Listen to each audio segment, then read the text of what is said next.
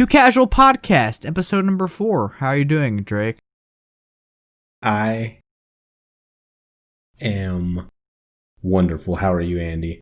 I'm just chilling. I had a busy week. The most busy I've ever been during quarantine, I feel like. Yeah? Really? Yeah, since the last podcast, I spent my entire... Alright, so we're recording this on Thursday, so... Last Friday, I spent the entire day editing this podcast for like 7 hours. Yep. If you want to wonder what I do while editing, if you go back and listen to that one, the last 10 minutes, 15 minutes-ish is raw and unedited, and the first hour, or the first 45 minutes or whatever, is edited. And, I mean, Alex may have been just like blowing smoke, but Alex, I asked him to check it out, because I trust his opinion, being a friend and a fellow content creator. He's educated in this field, you know? He said that my editing was incredible. But, yeah, then I did that. Then Saturday was my only off day, technically. Okay. I watched 3 movies. And then Sunday... Was Saturday? No, Saturday I made a video. I spent the entire day making a video that I could have prepared for. But I spent the entire day making the What I Watched in July video. And then Sunday was my off day. I didn't do anything. I watched 3 movies. And then Monday and Tuesday, I spent the entire days. And when I mean I'm busy, I'm spending like the entire day doing something. Like, literally, like I had nothing, no free time basically, besides going to bed. And that was me working on the Kissing Booth video that's tanking right now. So. And then on Wednesday, I went to Lexington. Now I'm here. Yep. Nice. Dylan asked me if I wanted to go to Lexington, but I was working. I would have loved to. It would have been awesome, but... Yeah, obviously, I mean, he couldn't go. Right. I mean, we went to a KS bar. Yeah. That was great. I knew y'all would do something like that and hang out. And I wish I could have been there, but... Yeah. I mean... Quit your job, Drake. Someone's got to work for a living, Andy. Be like all 3 of us, all unemployed. All right.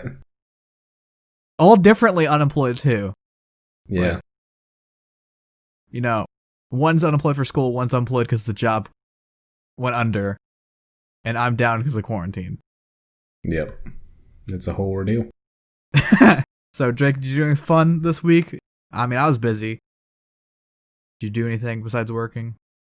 The only thing I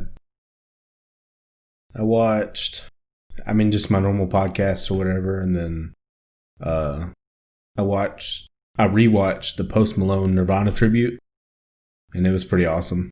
I guess that's the only thing noteworthy, just besides working and house stuff. So yeah. I was pretty good on walking 2 miles a day, 2.5 miles. Yeah. This past week, it's all ruined. I was too busy. Yeah, it gets rough. I was on a pretty good schedule until I started back work, and then I don't feel like doing anything on the days that I work. So yeah, and then when you're off days, you're like, I want an off day. Like, yeah, like this is the reason that I don't work on these days. I want an actual off day. I watched a short called Dishwasher. Okay. I watched a movie called The Buena Vista Social Club, and then I watched Steve-O's new stand-up special. Which didn't know that was a thing, but I'm pretty intrigued. It's going to be on my monthly recap video for August. Let me tell you. Okay. Calling it a stand-up special is kind of a stretch. It's more of a bunch of different... He, plays videos and he talks about them. Right. But to give you, a little taste, in the first 20 minutes, I'm going to gross out everyone that listens to this. Wee Man comes out, and Steve-O puts his balls over his penis, and then Wee Man staples his balls to his stomach, and you see the whole thing. So if that interests you, Steve-O's specials it's on his website. Yep, not gonna watch that, but I'll talk about it on my it seemed intriguing. I think I only liked it because I like Steve-O, so right, yeah. Like if he's ever on a podcast, I want to check it out. Just because I grew up watching Jackass, you know. Johnny Knoxville. So the gang. Let's get into the movie. The pick this week was Let's do picked it. by our guest Bengal, who didn't watch the movie. That's okay. So his pick was It happens. Reservoir Dogs. But I mean, it's Yep. fine. Eventually, this movie I feel like would have been picked. It's not like he straight picked it. I mean, I kind of helped him pick it, so eventually I would have picked it anyway. So it's not that big of a deal in the grand scheme of things. But Reservoir Dogs is directed by Quentin Tarantino. Stars Harvey Keitel, Tim Roth, Steve Buscemi, Michael Madsen, Chris Penn, and then Quentin Tarantino himself is in it. And it's basically bank heist gone wrong. You start at like right after the bank scene, everything's gone wrong. There's a snitch amongst the group, and yeah, that's the movie. That's Reservoir Dogs. So Drake, do you have any quick opinions about the movie? All I can really say about it is it's intriguing, it's twisty. I think obviously it's probably not the first of its kind, but it kind of sets a tone for later movies that, I mean, you've seen probably 1900 bank robber movies. Yeah. And I think it just sets a tone for it. I think it gives all the rest of them something to follow or something to build off of. I think the notable one that most people go to is Heat. Yeah. I think I like this one in a different way. Like, I guess I know what you're saying. Right. Heat's like the traditional bank robber movie. This, it takes a different spin on it, where if you watch a bank robber movie, this movie starts at the climax of the bank, or starts right after the climax, sorry. Right. And you watch like the aftermath.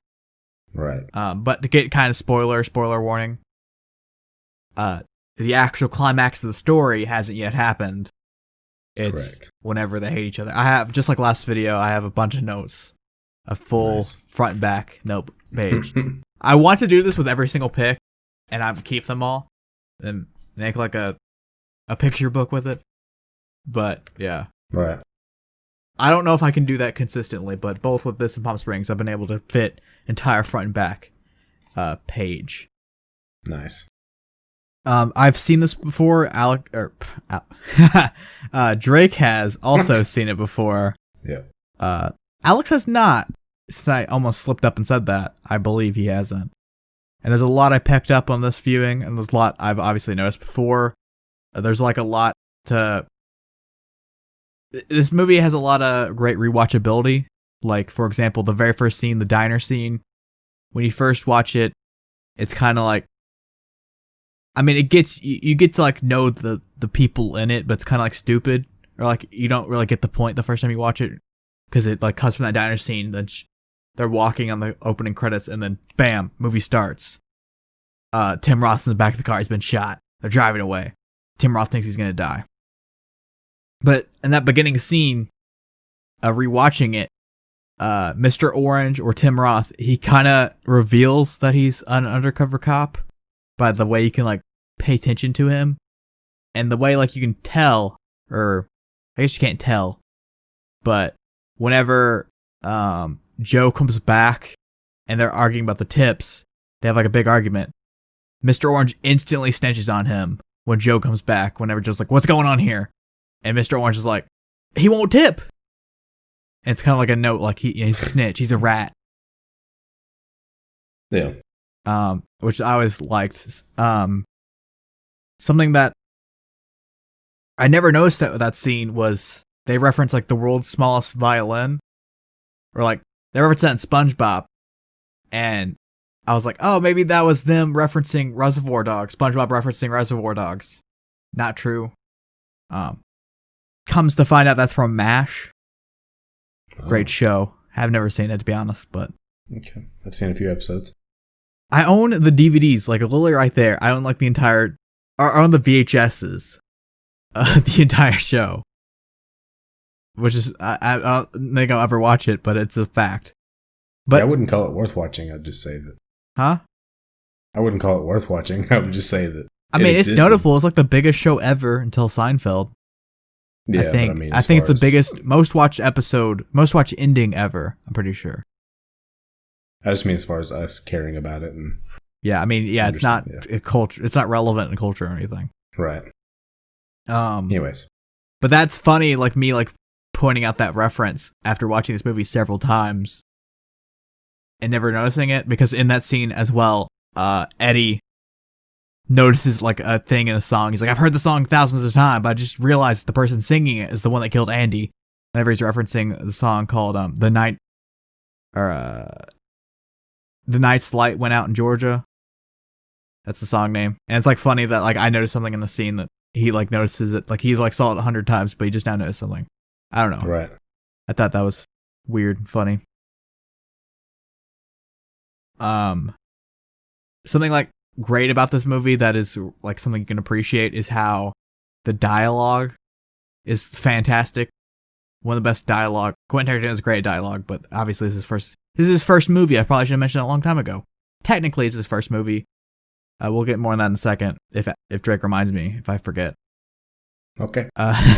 So like the dialogue is great, and it's like it's so like relatable. You can like relate to these characters, all these conversations. Like at the diner, like the guy doesn't tip, you're gonna call him out on it, and you're gonna like have this whole why are you not tipping?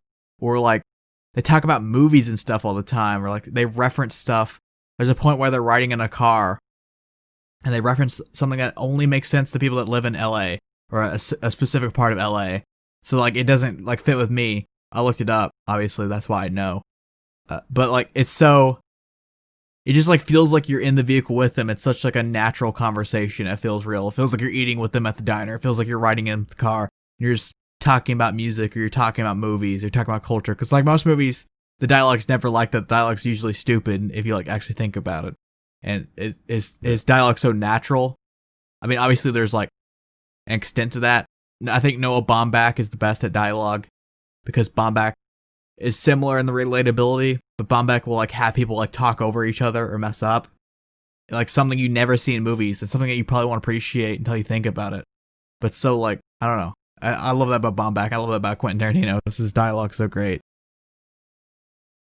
Also like going back to like the bank robber thing with like Heat and you talking about the bank robber thing, like another spin on the story is like the natural antagonist or natural enemy in bank robber movies is obviously the cops.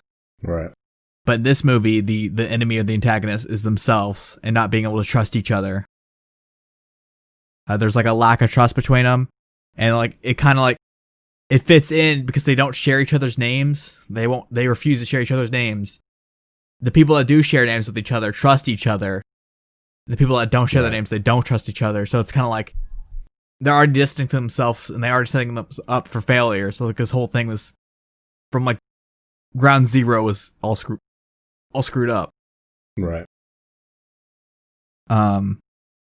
Something that I really like, and I hurt my finger one time. There's a point in the movie where Mr. White and Mr. Pink are in the bathroom and they're playing with a lighter.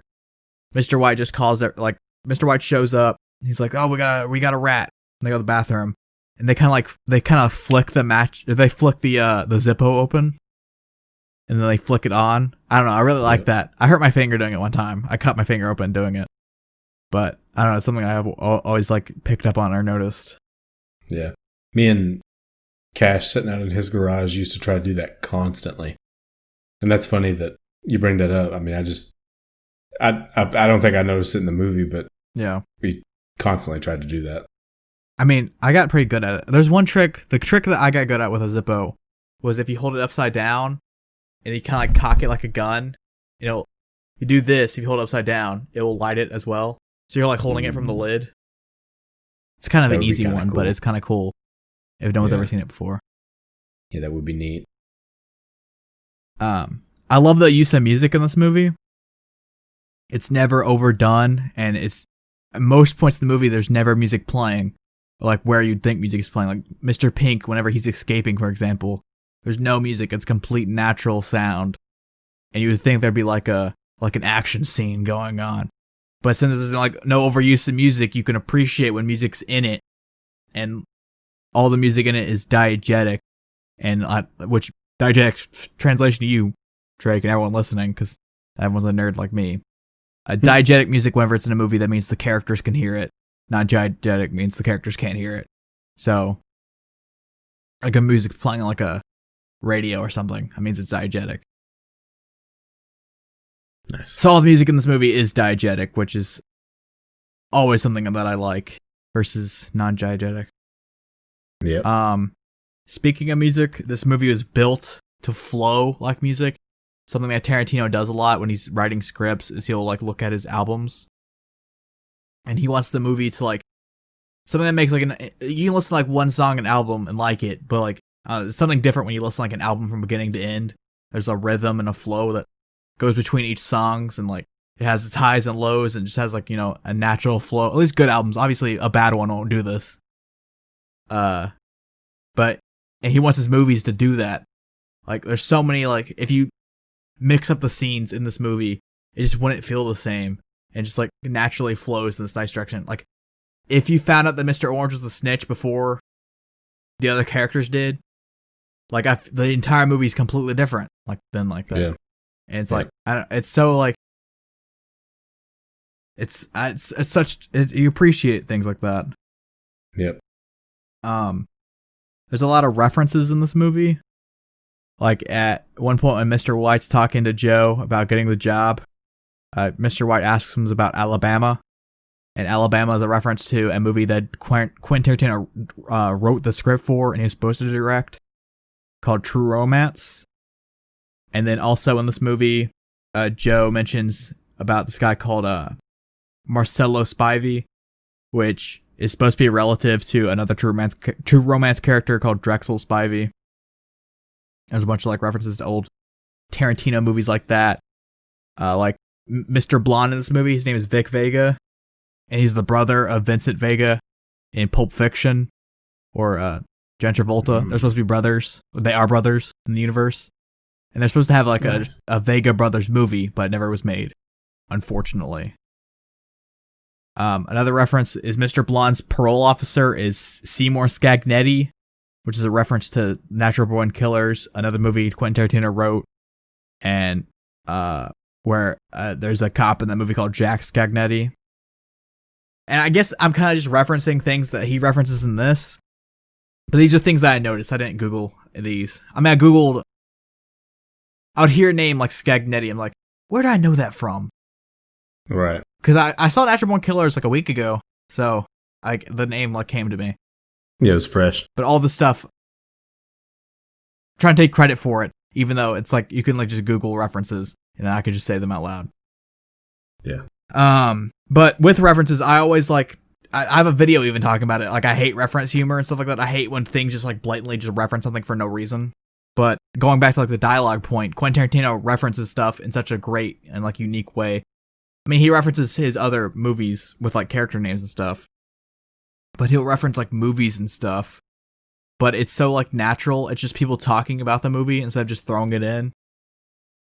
Like they talk about Like a Virgin at the very beginning of the diner scene, and it's just like they're having a natural conversation about it. So I don't know, it's something to appreciate. I love the scene where Mr. Blonde finally gets the room to himself with the cop and Mr. Orange, and he plays Stuck in the Middle with You, and he just like dances around. He's like a psychopath. He wants to burn that guy. I don't know. I love that scene so much, like from beginning to end, even to the point where like Mr. Orange kills Vega, and he's like pushing his gun down to like hold him up, and he's just like, I'm dying here, man. And the cop's like yelling at him. It's like, I know you're an undercover cop. When the cop's gonna get him, Mr. Orange is like, I'm dying. Look at me. I'm literally dying right now. I just like think it's so funny. I love Tim Roth. He was in a movie called Funny Games, which is a remake of another movie called Funny Games. Very funny. But I don't know. I like Tim Roth. I like most of the actors in this. Like Harvey Keitel. He does like a lot of Martin Scorsese stuff, and it's kind of fun that Quentin makes references to Scorsese stuff whenever Keitel started with Scorsese, like doing student films. It's like it's just like a fun thing that the more you know, the funner it is. I don't know. The Eye of the Duck scene, something I haven't referenced in forever. For people that don't know, Eye of the Duck is a scene that doesn't matter to the plot of the movie, but it stands out. It's this perfect, beautiful thing that's perfectly placed in the movie. Without it, you can still tell it's a duck, but with it, it makes the duck beautiful. And then you have like the body of the movie, or most of the movie's the body. Then you have scenes like the climax, or like there'll be like a climax or like a big moment that's like the beak or the feet of the duck. But so the eye of the duck, a scene that doesn't matter but's in it that I can appreciate, is Mr. Orange's like fake story, where he goes in like to a bathroom and there's like a German Shepherd dog, like a drug dog, is barking at him, and the scene technically matters, but it doesn't matter in the sense that they don't have to make the scene real. Like, it has like a whole like story. They could have just done where he like lied about it and like not made anything about it, but they like made this whole scene where he's like practicing the lines and all that, and that leads up to they like made it real. And he's no longer telling the story. The story is real now. He's actually doing it. I don't know. I really like that. Yeah. How it like has that natural transition. And then in that, when he's telling the story to Harvey Keitel, he's in Jackrabbit Slim's, which is the same bar that Marcellus Wallace is in Pulp Fiction throughout the entire movie, like the red lighting bar. I feel like we should talk about Pulp Fiction eventually, but I don't know. I think it's too popular to talk about. Maybe we will, maybe we won't. We won't add anything to it. Everything it will ever be said about Pulp Fiction has already been said. Right. And yeah, I think that's everything. I had a lot. Maybe I missed something. What did I told you to remind me of something. Do you remember what that was? I don't remember. Yikes. I feel like I covered it. I covered a lot. I had a lot of opinions about this movie. I don't know. It's great. It has like so much history that's appreciate, and like, oh, the Quentin Tarantino thing. Technically, this is his first movie. It's like so insane that this is his first movie. But technically it's not. He made a movie called My Best Friend's Birthday, but most of the film was burnt in a fire. And now it's a short film that's you can't follow the story at all. You can watch it. It's like 30 minutes on YouTube, and it's very bad quality because the film's ruined. It's in black and white. There's no like story to follow, but it's like cool. You like watch it, you watch that, and then you can see how in like True Romance, like a lot of that carries over to True Romance and stuff, and then like there's a whole like Quentin Tarantino universe where there's 54 movies I think is in the entire universe, and like I don't know, the more you can get like invested in this universe and like know more about it. I don't know. This is my Marvel universe. Leave me alone, even though it's not really. I'm not like super into it. Yeah. Technically, I am. I have like a bunch of knowledge about it, but right. I don't know. It's just it's cool to me. Yeah, it's very intriguing. The little bits and pieces that you throw at me while we talk about it is intriguing. Just like the last week's pick, where it fit in there. That stuff's. Huh? Watch the last podcast. You want me to? I edited it and watched it. Yeah. You're going to tell me to watch it? Someone that's seen it more than like anyone alive. You reference the Tarantino universe in the last podcast. Oh, I was talking about this. Yeah, dude, my memory is so shot. I swear. That's okay. Literally, like I don't know. Nothing goes on during quarantine. Yeah, but I don't remember anything that goes on. Like a day will go by, and like tomorrow, I will barely remember this entire day. Yep. Did it really happen? Who knows? Yeah. It's weird, man. It's all false at this point. Yeah. Who even knows? Do you have any opinions about my opinions on this movie?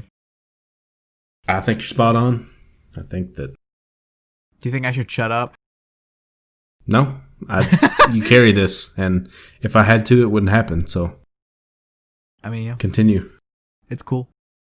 Yeah. Drake, what's your next pick?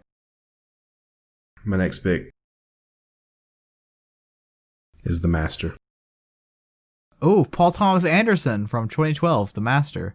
It's on Netflix. I want to see it because it's really intriguing to me. I've always been into like cult things, and it stars Philip Seymour Hoffman.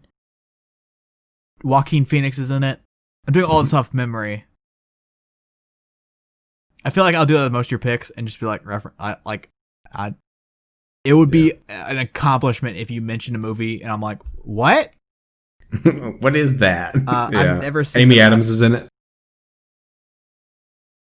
I've never seen The Master. I haven't either. I'm just intrigued.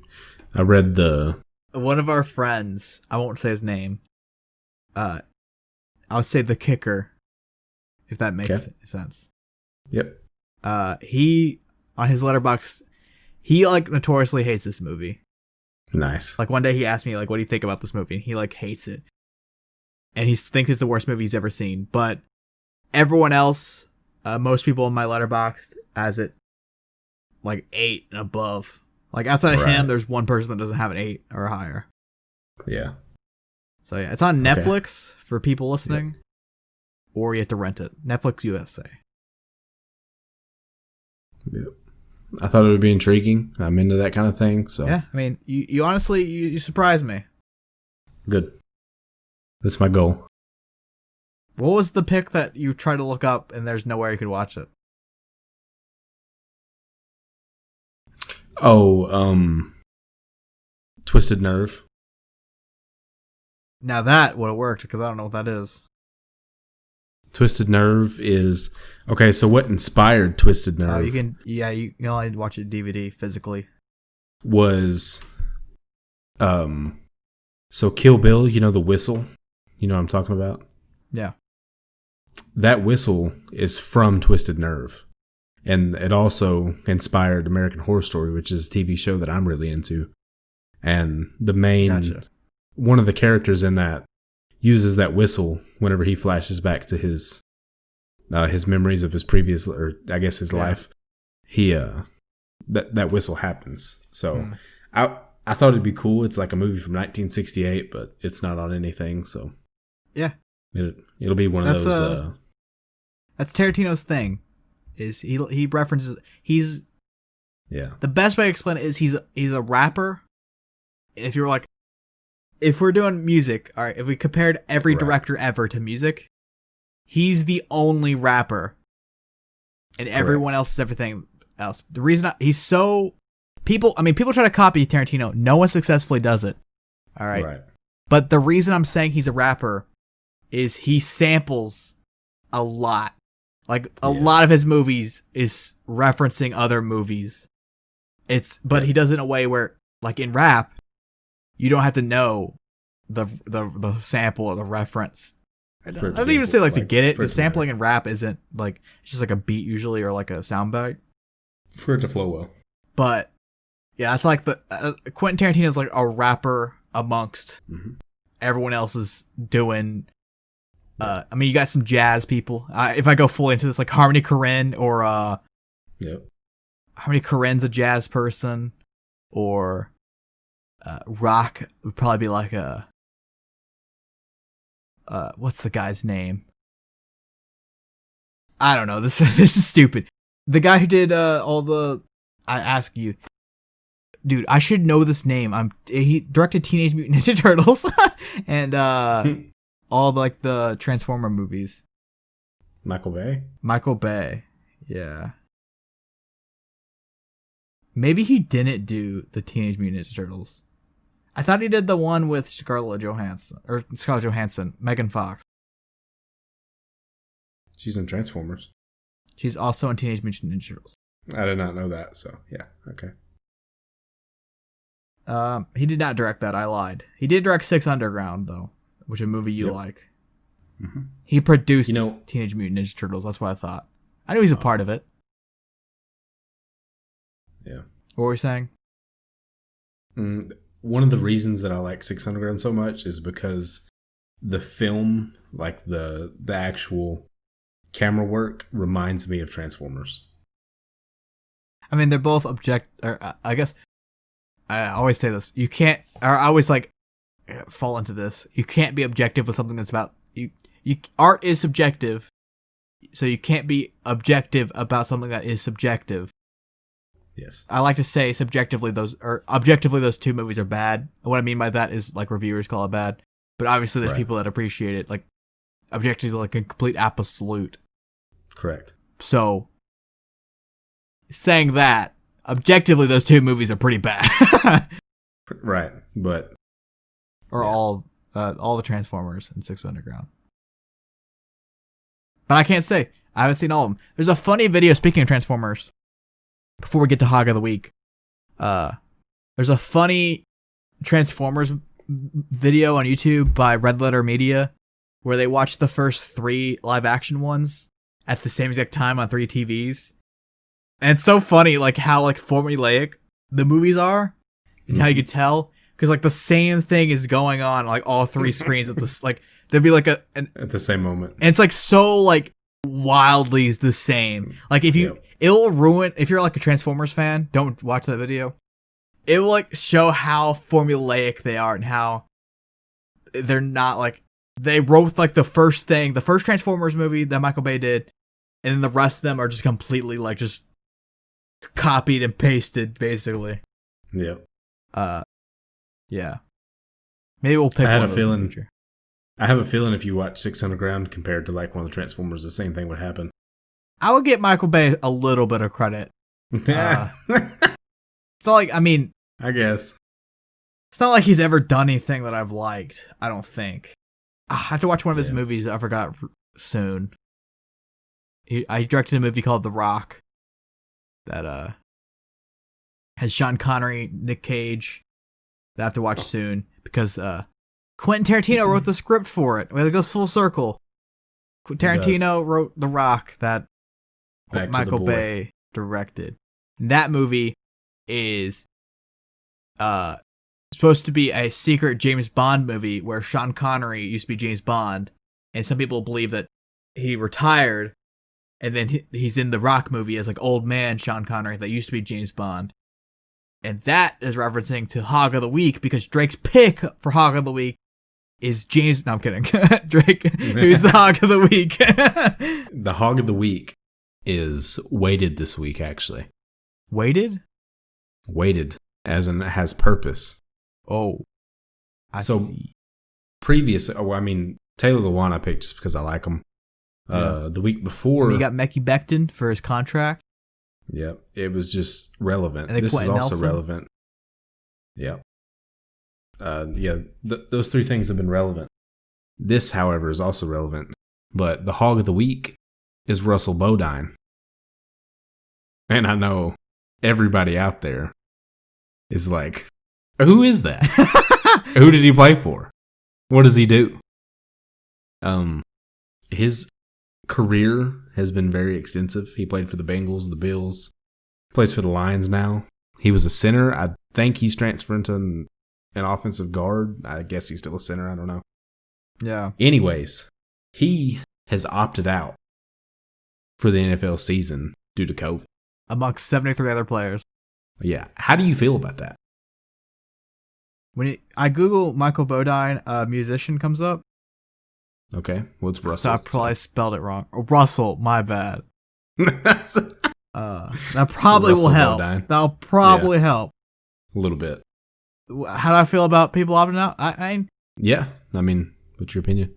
I guess I don't care, because at the end of the day, it's their choice. Also, correct. If they have a reason, like there are health issues, or like they previously were like they're a cancer survivor, or they have asthma, that makes sense. Right. Obviously. I'm sure all 73 of them have a reasonable reason why to opt out. Yeah, for sure. And it makes more sense than NFL. Like, I hate the MLB right now, especially Rob Manfred. Dude's an idiot, and it's so worse with the quarantine. So NFL, it makes sense because there's no bubble. NHL and NBA have bubbles. NBA bubble is working fantastically. MLB right now, the Cardinals, I think the Nationals had it one, or I think only a couple players got it, but the Cardinals and the Marlins, the entire teams are basically sick. And Rob Manfred, the commissioner, was like, I think MLB players should be more responsible. You didn't set up anything for them. Right. You can't say anything if you didn't put any precautions for them to stay safe. Like, if you give them free reign, you got to expect free reign. If you give free reign, there's going to be at least one person that's stupid and goes out, or even like not even stupid, like since there's no bubble, they have to go out and get their own groceries instead of like the bubble where like all their food's delivered to them. Like someone's gonna accidentally get it, and now the entire league has it, and then eventually the entire league might shut down. I don't know the exact truth of that. I just don't know how they're gonna do it. Like the Cardinals games are delayed, the Marlins games are delayed. It's so bad. And Rob Manfred, he's the guy to blame, and he's like, he's doing such like the parent thing where he's like, I wish you had more responsibility, but he never like put or enforced anything. And then you look at the NBA and the NHL, like no one's getting sick, and it's so perfectly working, and it's so bad. Speaking of NHL, my Bruins, they're not looking great. 0-2 right now to play the round robin. That's okay. They played decent against Lightning after being down 2-0, so maybe they'll catch up. They'll catch heat. Heck yeah. Yeah, I was just curious of your viewpoint because like as far as like my work goes and stuff, if we're at risk or if we have a family member at risk, we can also like opt out technically, I guess. Yeah. But obviously it's different in the workplace, and you can't really compare the NFL to the workforce, but I mean, you could with contracted or like not really contracted workers, but like I don't know your job situation, but hypothetically you sign like a 5-year deal, right? They could theoretically, since you signed the contract, be like, sorry, you signed the contract, you got to work here. Yeah, and like NFL players are like that; they play on contracts, and like. Right. It's cool that teams are like, I mean, obviously they have to be open because they're so like in the forefront of the news. So if they ever were like, you can't opt out, you have to play. Obviously that would be so, like the worst thing to ever happen. The biggest deal will be made of it. Yeah, I do have a similar situation. I mean, my job is contracted. I'm on a yearly contract. Yeah. It's not like a contract is a weird word. It's like, when you say that, you think of like a construction crew or like not a crew, like construction, like you like a one-time contracted gig. I don't know. Maybe adults understand what I'm saying. Like more older people, it makes more sense to them, or it doesn't make more sense. It's less weird to them. And I'm just a dumb talking kid. about contracts in a real. Yeah. But that's going to be it for this podcast. I should probably... we're cutting to Bengal right now. Yep, cutting the Bengal. And now we're joined by Bengal. How are you doing, Bengal? So, okay, yeah. I didn't watch the movie. I forgot. I'm a bad guest. Yeah. I love just jumping into things without people being prepared. I'm ready to go at any time, so joke's on you. Yeah. So, I have a bunch of questions ready. And I'm doing more of like an interview style. I know last time you guys did on podcast is more laid back. Mm-hmm. But my first question is how you doing? I'm doing well. We talked a little bit when I joined, which was I think unprofessional. You should have waited for the recording, and this is why I'm going to be leaving now. Oh, I mean, you get some more personal stuff off the record. You had a good week? Do anything cool? That's normally how we start these things. What did I do? What's today? Friday? Thursday? Thursday. Currently Thursday. I don't know. The days just kind of blend together nowadays.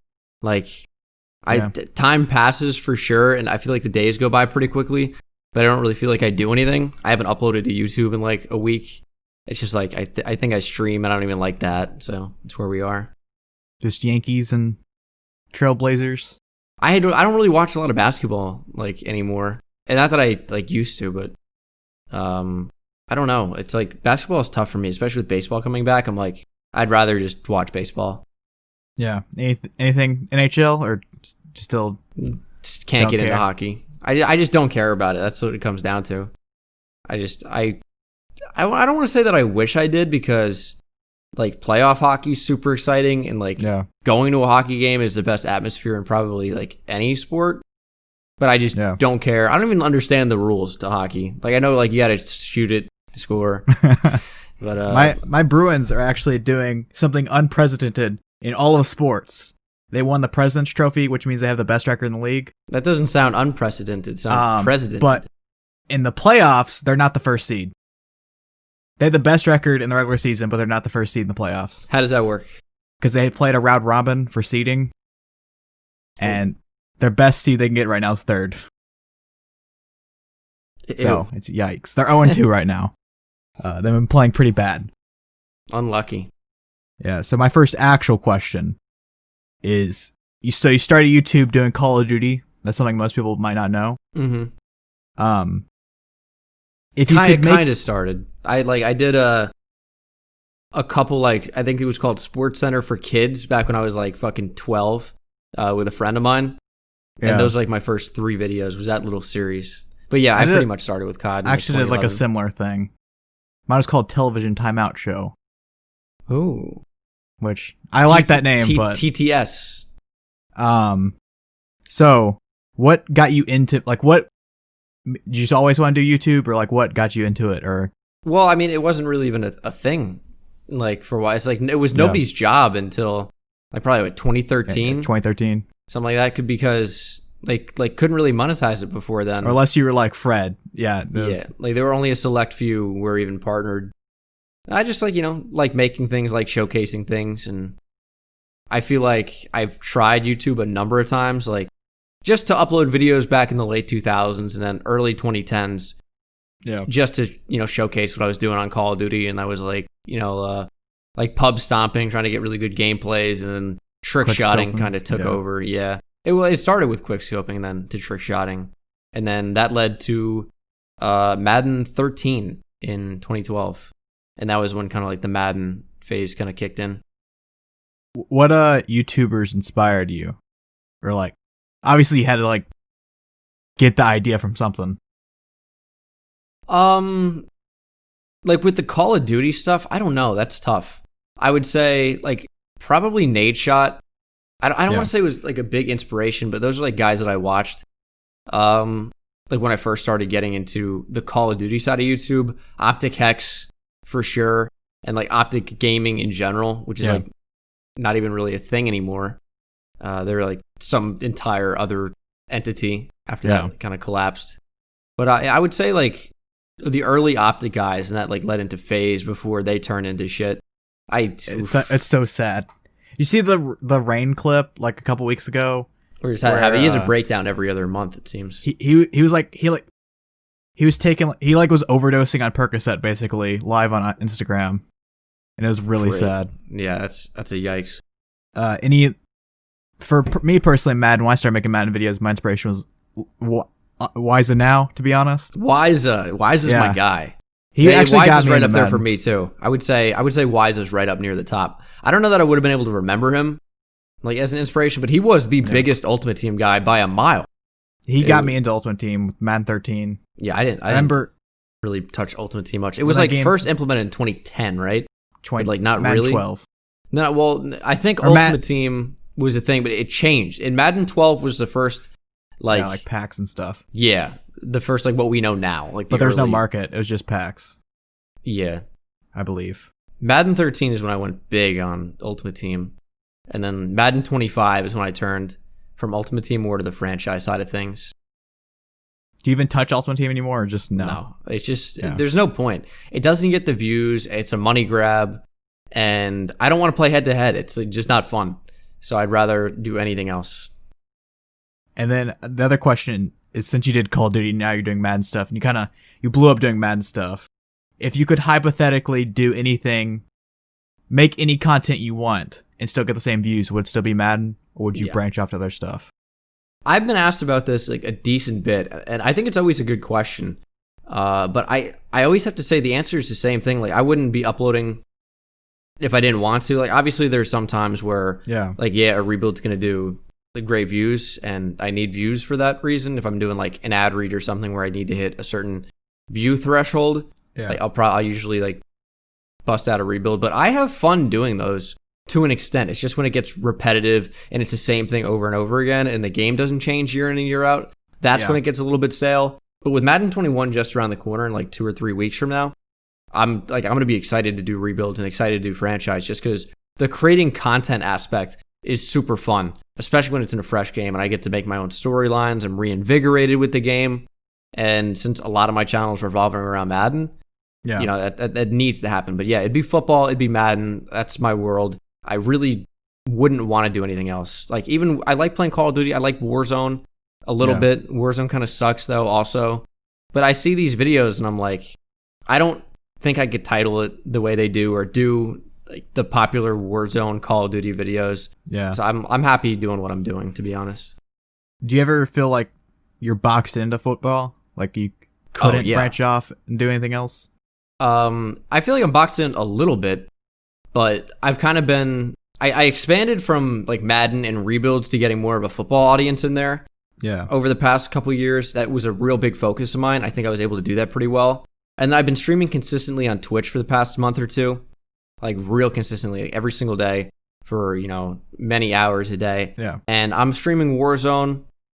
I'll, stream MLB. I don't play Madden at all on there. And I'm getting between like 150 viewers minimum to like 300 or 400 sometimes, depending on if it's like MLB or Madden or MLB or Call of Duty. So if I'm getting like 150 minimum, I'm like, this is amazing. Like for just streaming, hit and go on Call of Duty, and I don't have to play Madden. I don't even have to play sports. Feels like people are, or a select group of people are there more for me than whatever I'm doing, which is really awesome because that's tough.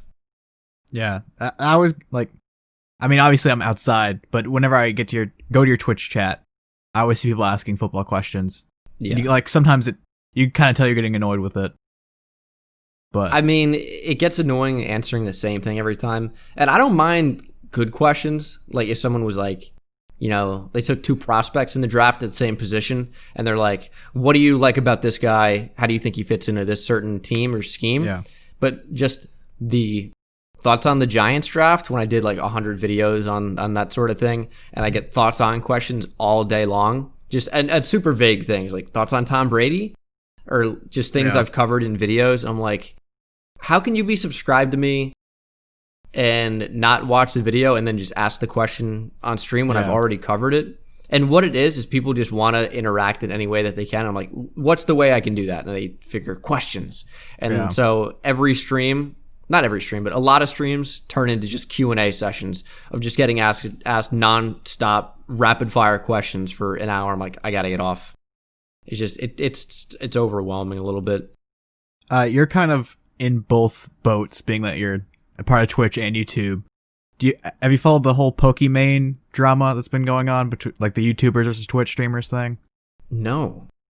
So Leafy is here, is back. If you didn't know, I heard that he was a little bit back with like the iDubbbz girlfriend OnlyFans thing. Yeah, he's been making daily videos for. Oh, really? Like a month I didn't know that. I never watched him, so. I mean, I'm not like a daily watcher, but it's but I hadn't heard of him until the iDubbbz content cop.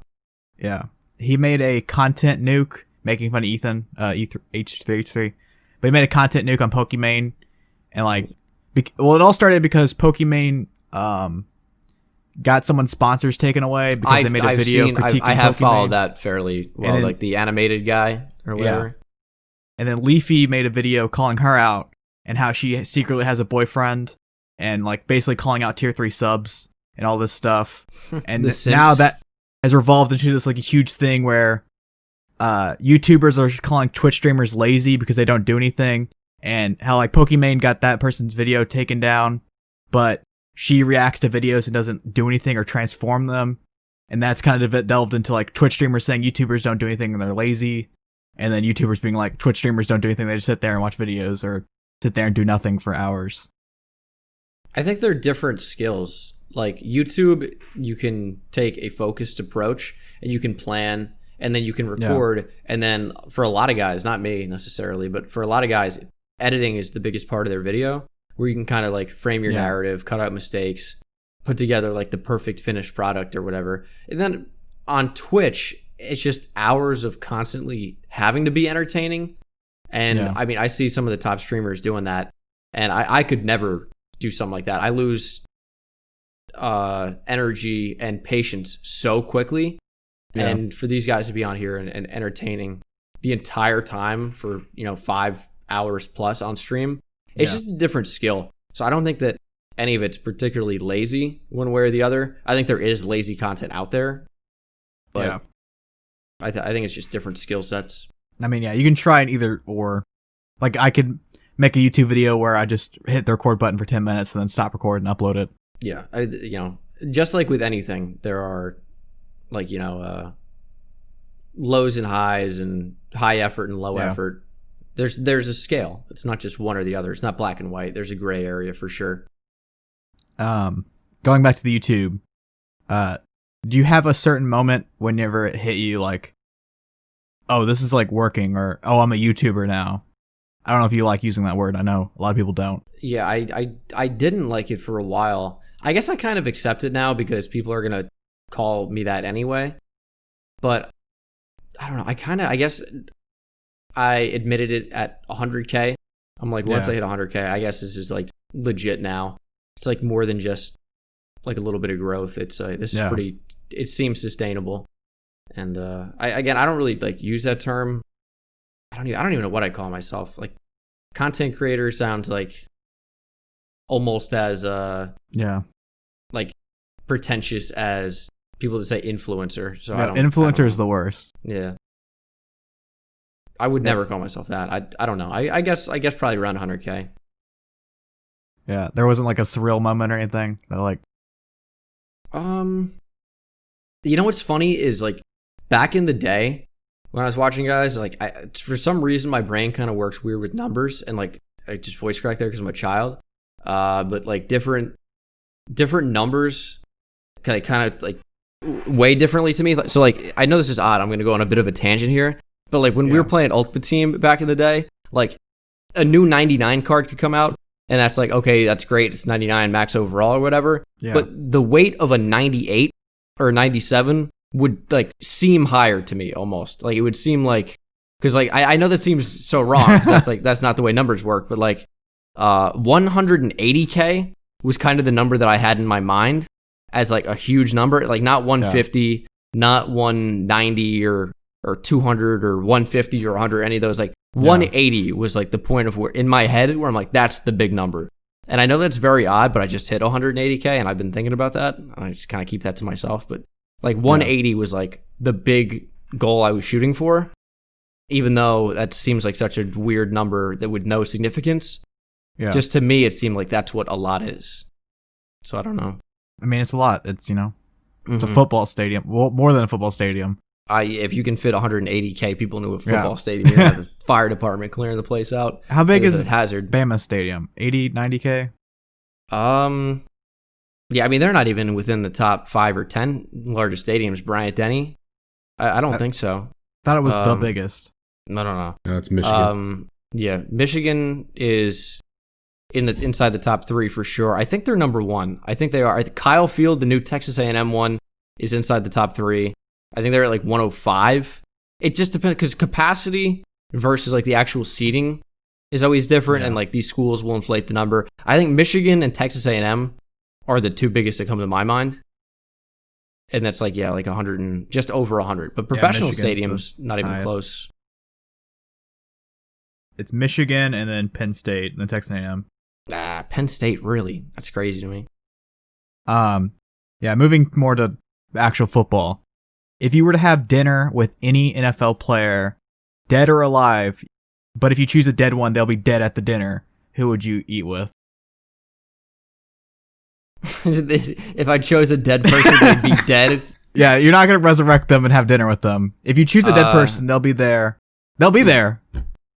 Gotta be OJ. OJ. Gotta be OJ. The hey, juice, you'll get a lot of Twitter clout from that. What's up, Twitter word? What happened to his Twitter? I don't know. I have an OJ Simpson like pullover sweater. I have. It's a Christmas OJ sweater. People like don't like sweater. It's beautiful actually. No, but it's people don't like, like it's surprising. A random like pullover. It's not like it doesn't have like fucking like bells and shit on it like some of those ugly sweaters.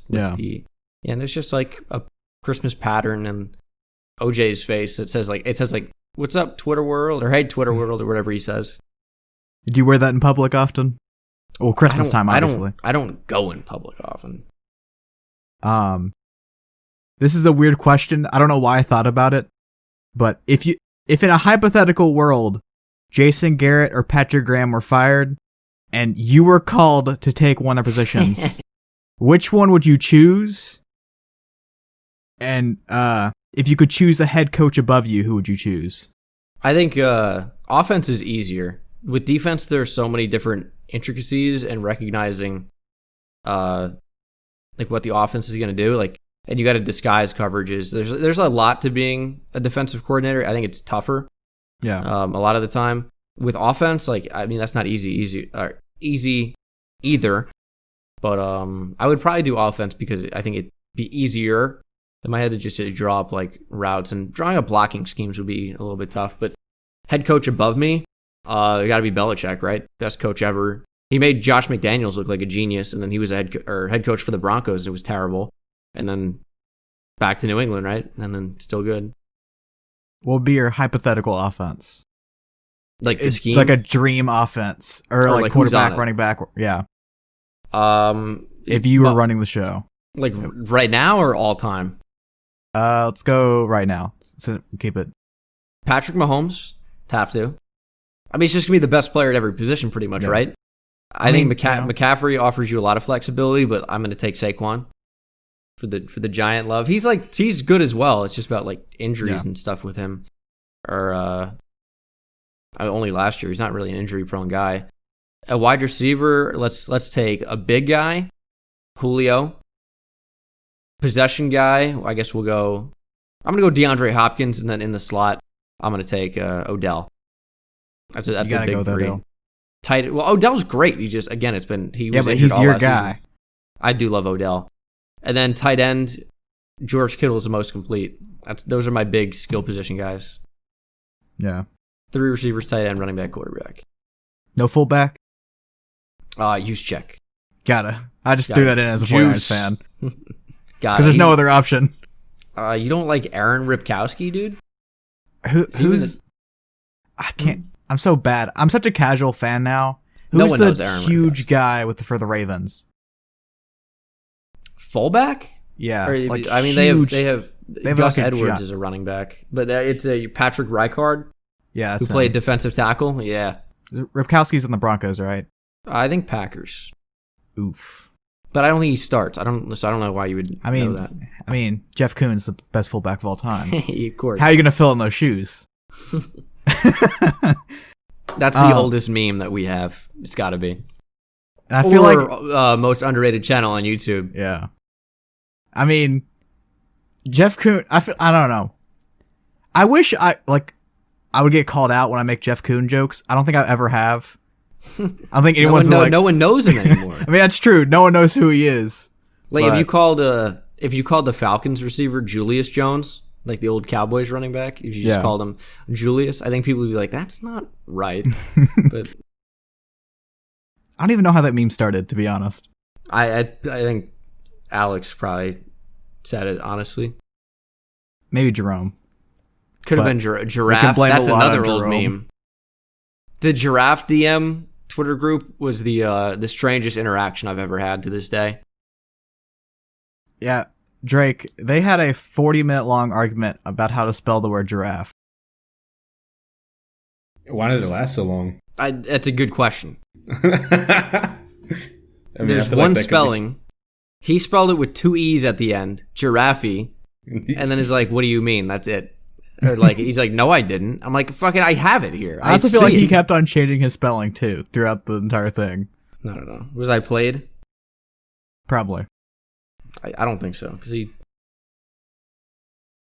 So, I mean, you never like go much on it, but you're like secretly a basketball fan, or at least you play FanDuel and stuff like that. I've gotten back into that recently. I feel like that's the only thing that gets me to watch the NBA. I'm more a degenerate gambler than I am a basketball fan. So the question is, do you wish people would acknowledge your opinion on other sports or other topics rather than football? I mean, only recently people have been telling me I don't know baseball at all and I shut my idiot mouth. But like it's pretty rare. I don't know. It feels like baseball and football and stuff or baseball and basketball are kind of low stakes in comparison to football. And I don't really say anything too outlandish with like baseball opinions. I feel like baseball is more black and white because you can just literally follow statistics. But the stats in football are so misleading 90% of the time. So football is more about like who's actually a good player versus who put up good numbers. But I mean, I feel like that just doesn't come up too often, like acknowledging my other opinions. I just kind of say it and it feels like it's fine. Do you ever do you ever like troll people with opinions? I mean, all the time. I feel like you troll people with Josh Allen on Twitter. Josh Allen, I know I can get a reaction and engagement, so I'll get a rise out of the Bills fans. But like I'll meme all the time. Like whenever Daniel Jones would make a good play, even though I was so, like this guy's terrible. I was like so, I don't want to say mean, but I critiqued him pretty heavily, which I still think he's bad. But whenever he would make a good play, I'm like, Daniel Jones is the best quarterback in the NFL. And then, of course, like people take it seriously. And they're like, oh, fucking dick rider. It's like in the Josh Allen, it's like, this guy's quarterback's Daniel Jones. I'm like, do you think I fucking chose that? It's like, why would me being a fan of one team have anything to do with, like, whether someone's good or bad? It's just irrelevant. It's so, you think the Jaguars are a bad team? Oh, look at the Giants' record last year. I'm like, why does that? The two don't go together. They go together at all. It's like random. People are stupid. That's what it comes down to. Does the Bengals fan meme annoy you, or do you act like it annoys you? If I say it annoys me, I'm only going to hear about it more. That's the point of the question. I would say that, like, the honest answer is I just think it's a dead meme that people just continue. I think a joke's only funny in moderation. Like, if you say the same joke every day, it's going to get less and less and less funny. You're never going to laugh at a joke, like, the second time, like, more than the first time. It's just the same thing, the reason that drug addicts exist, because they get that first high and then they just chase that. Yeah. But it's like, I've heard Bengals fan jokes, I mean, every day, multiple times per day for the past 4-ish years, at least, since I started to get a little bit of traction. So, I've seen it so much that I'm just numb to it. I don't think it's funny. Yeah. I'll say that, but it doesn't really annoy me. It doesn't bother me. What about the tongue-in-cheek ones where people like, or people will make a joke. They're ironic about it. Yeah. Those can be funny, I guess, sometimes. Depends on the context. What non-sports YouTubers do you watch? I pretty much only watch non-sports YouTubers. The one that I had kind of gotten into a ton recently was The Right Opinion. Yeah, he was on PKA. I don't know if you're old school. You Call of Duty. I know about it, like with like FPS Kyle and Woody and all them. Yeah, he was on there. Wings was on it. Yeah, but I'd never really listened to it. Driftor is always one of my favorites. The Act Man, iDubbbz, but I mean a lot of these guys I don't really watch so much anymore. Gus Johnson, Eddie Burback. Yeah, great. Some of the sidemen. I watch FIFA for some reason. Cody Co. Scump. Scott Kramer follows you on Twitter. Is there a story to that, or is it just? I found the channel when he was smaller, and we interacted, and just I guess his channel has gotten a lot bigger, and he's way surpassed you. I feel like. Thanks, dude. I feel like he's at he's around 1 million. If he hasn't passed it, 425. I feel like I don't know. I feel like he's up there with like Drew Gooden in size, but obviously. They don't compare. Drew Gooden apparently watches me, by the way. He's a Dolphins fan and a big football guy. I mean, he talked about sports every once in a while. Yeah. I wish I could get that Drew Gooden follow.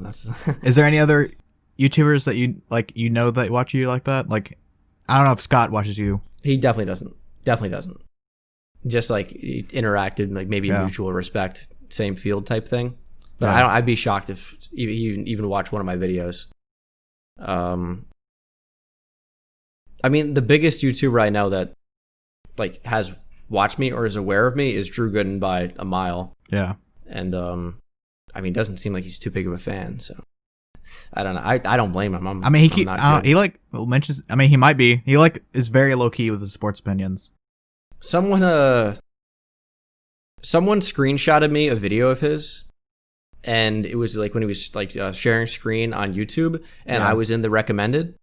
So I mean, the only way that would have happened also is if watching a rebuild or two or whatever. But yeah, I was actually 49ers one. I know you're a fan. It might, maybe it wasn't. Maybe it was Washington football team. Who knows? Are you a big fan of the Washington football team name? That whole thing? I mean, I don't care that they were the Redskins. I feel like the way I've thought about it recently is if you changed Redskin to any other race and you call them like the Washington Blackskins, it's like, how would you say that's not fucking racist? But also like, I can't speak for Native Americans because I'm not one. Yeah. I don't know. It doesn't bother me. They probably should have been changed. The only reason people didn't want them to be changed is because they were the Redskins for so long. They're like, who are they hurting? I mean, I was leaning more towards the football team name and then selling merch under that. Have they been doing that? Yeah, they like on their store you can buy Washington football stuff. Like I think they have. I pray they don't have a jersey, but they have like hoodies and stuff and hats. I kind of think that's funny, but I hope they pick a new name soon. I'm cool. I really hope they stick with it. I think it'd be hilarious. That'd be like a funny meme, but or if they take a sponsor and they're like the Washington Dairy Queens or something. I think that'd be so funny. I feel like it'd be funny for you because you're a Giants fan, so you hate them. So if they have like a stupid name.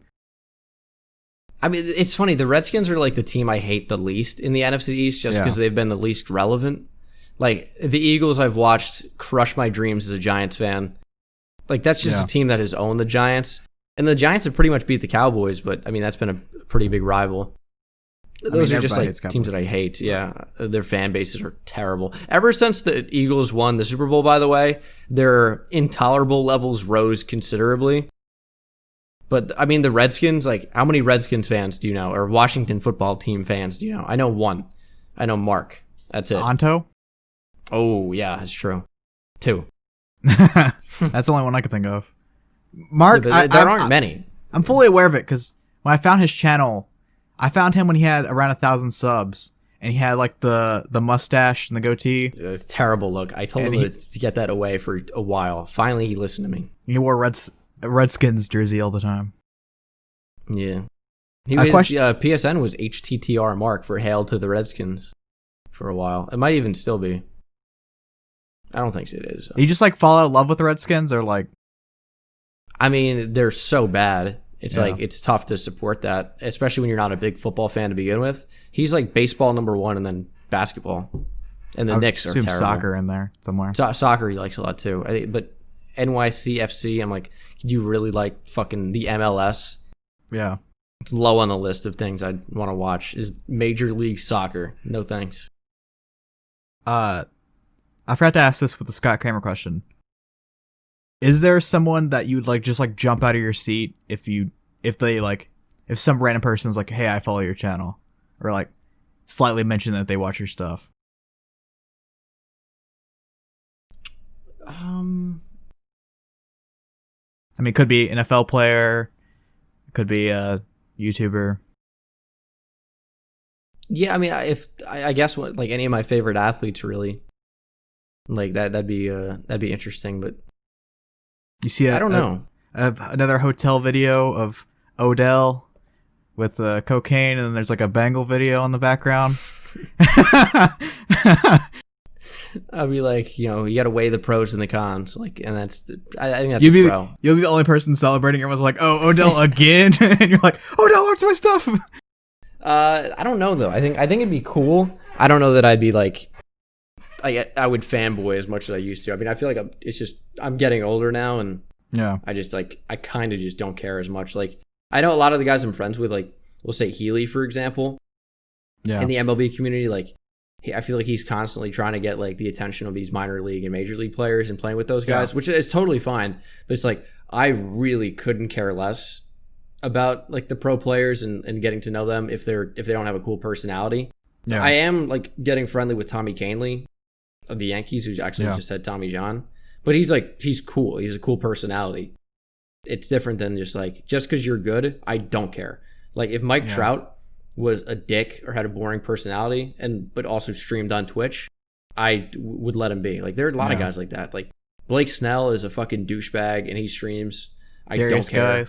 Darius Geis is a soft douchebag and streams on Twitch. I don't care to be friends with him anymore. You gotta have a good personality. We gotta mesh. I remember whenever you first talked to Wiza, you messaged me. You're like, "Oh my god, I'm talking to Wiza." Yeah, and you're kind of fangirling. Anyone else like that? Like I would only probably do that for any of the big COD guys, like Nate Shot or Scump. I probably would, or like just because those are the guys that I've watched forever up to this point. Like Nate Shot, I've watched for a decade of my life, and like heck, same deal. Even though I'm on and off with him, but any of the big COD guys really, I guess, would be up at the top there. But it'd be really cool to do something with them. But I don't think that I ever would or could. I don't know. I mean, maybe not a collab, but... Well, I'm not even saying a collab. I'm just saying, I don't know what the situation would have to be. Hey, maybe they're like, 100 Thieves needs a Madden guy. Yeah, Bengal. I don't know that I would...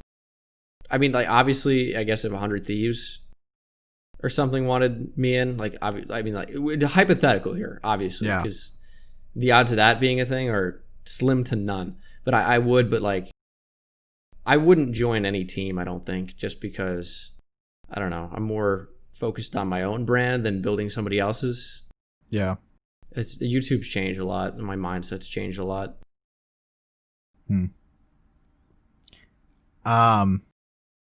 So, moving on to other stuff, and my favorite thing, movies and TV. You been watching anything recently?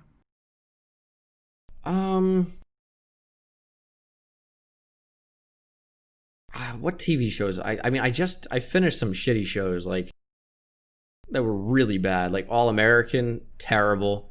Oh, is that the football one? Yeah, it's horrific. I've been watching some movies recently. I'm trying to think of what the movies were. I wish I could load up my Netflix history here. I watched some on Amazon Prime too. I watched the original Clue recently. That was interesting. It has different endings. Yeah. The new season of Last Chance U is out, and I want to watch that at some point, but I just haven't gotten around to it. A question that I was going to use on a different guest, but that kind of reminded me.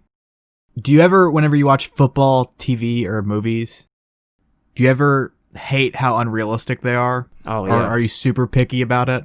It's tough not to be. I wish I wasn't, but I'm like, I'm just the worst. It's like if I don't know, if it's a football show and like they're calling out like audibles or something, or like just calling out before the snap, and they something like say like Roscoe or whatever it would be. It's like that. It would be a play to the right or something like that with the R, or like motion right, and it goes to the left. I'd be like, why are you're just saying shit to say shit at that point? Like it'd be small shit that annoys me. I feel like, what's the movie called? Varsity Blues. I feel like it's a high school football movie, and I don't know, it's kind of nostalgic because I kind of watched as a kid, but the actual playing of football, I feel like is just so unrealistic that it makes me dislike the movie. Yeah, and I'm totally on the same page with you there. Do you have any like you would recommend, like not for like realism or anything, just like? But I think it's done well and it's a good movie. I'm going to go to baseball. I'm going to say I think Major League was awesome with like Charlie Sheen and everybody. I feel like those movies were real fun, and I think the baseball was fine. It's tougher to fuck up baseball. Yeah, any good ones with football? I feel like one that actually did it pretty well and was a good movie in my opinion was the Longest Yard remake with Adam Sandler.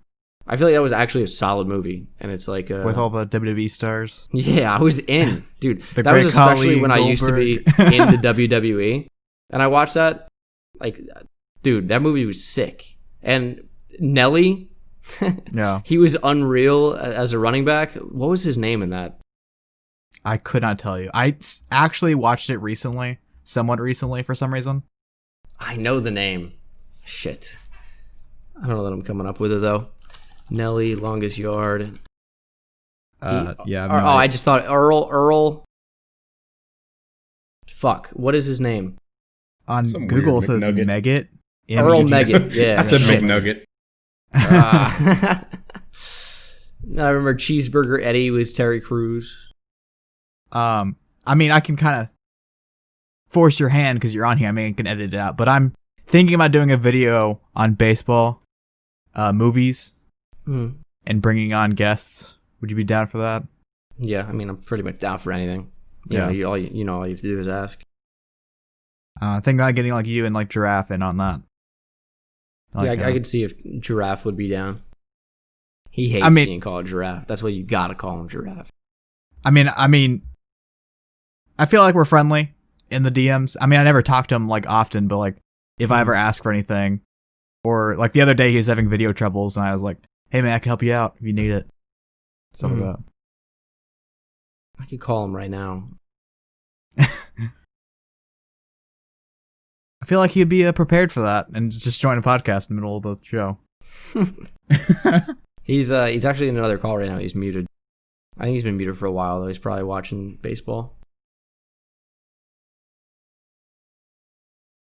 Yeah, that is all my questions and stuff, and that's about your time. So I'll let you plug all your stuff. Check me out on MySpace. Check me out. Everything's pretty much Bengal or Bengal YouTube now. I changed my Twitter ad finally to Bengal YouTube. I'm sick of people calling me Designs. I'm like, I gotta change it. Like, yeah, I did call you that in the last episode just to annoy you, but you obviously didn't check it out. But sorry, I couldn't even watch Reservoir Dogs. I've been busy. I mean, it's fine. I mean, my videos don't do well, so it doesn't matter. My videos today is tanking. So. Oh yeah, I haven't uploaded in a week. For someone that gets like 30 views a video, it's tanking. So like in comparison to you, it's nothing. So let's see, Andy Halsey. Yeah, that's me. For the love of the game, Kissing Booth 2 is the worst. All you need is one of these to hit recommended though. The iDubbbz one kind of did. It got like a bunch of impressions, but the click-through rate was kind of bad. I don't like a white background. The white background gives me not anxiety, but I hate the empty space. So kind of that. That kind of started because I hate it. It started because which video was it? It was the iDubbbz one. You should like put your face in here more than a white background. I don't like that. Well, that's what you should do. The white background is because the iDubbbz video, I couldn't find like an actual background for it that would fit, and then I changed all the rest of them to like have a continuity between the thumbnails. I hate it. Yeah, I hate white backgrounds. That's just for me. I don't know how other people feel about it, but I mean, I have one video that doesn't have a white background, so yeah, I'd say what I watched in July 2020. So yeah, thank you for coming on, Bengal. Thanks for having me. And we'll see ya. Sorry for not watching the movie. Nice to meet you, Drake. Nice to meet you too, dude. Later. And we're back. And now it's in the podcast. I probably should have saved Hawg a week to the end, but I was dumb brain. This was a long one, so please check out Bengal. Yep. I didn't do a dog of the week, so I guess I'll save that. Dog of the week is Bengal. Gene Dangus himself. Heck yeah. That's been the Too Casual Podcast. Yep. Shout out. Bye.